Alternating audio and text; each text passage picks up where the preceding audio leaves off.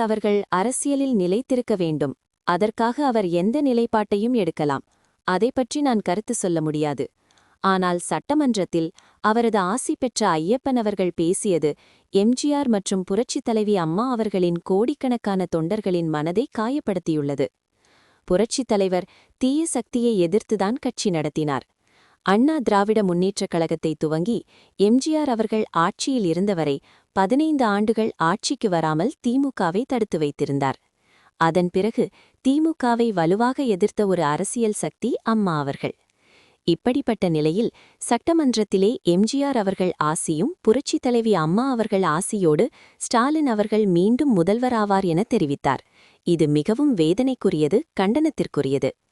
பன்னீர்செல்வம் இதுவரை பசுந்தோல் பூர்த்திய புலியாக இதுவரை இருந்திருக்கிறார் என்பது தெளிவாக தெரிகிறது. எவ்வளவு வக்கிர மனம் இருந்தால், எவ்வளவு குரோத மனம் இருந்தால் புரட்சித் தலைவரையும் அம்மா அவர்களின் தொண்டர்களையும் இழிவுபடுத்திவிட்டார் என்பதுதான் எங்கள் வருத்தம். இந்தியாவை உலக நாடுகளிலேயே வல்லரசு நாடாக வளர்ந்து வரும் நாடாக பிரதமர் உழைத்து வருகிறார்கள் என்பது அனைவருக்கும் தெரியும்.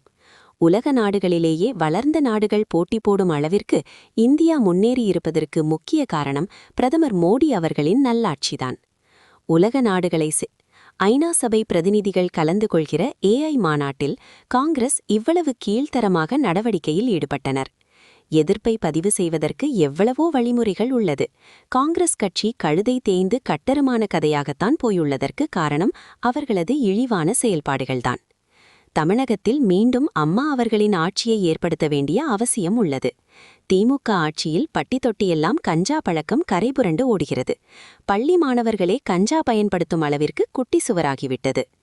பாஜக மற்றும் அதிமுக பாராளுமன்ற பதவி கொடுத்தால் ஏற்றுக்கொள்வீர்களா என்ற கேள்விக்கு உங்கள் யூகத்திற்கெல்லாம் நான் ஆள் இல்லை என்று பதிலளித்தார்.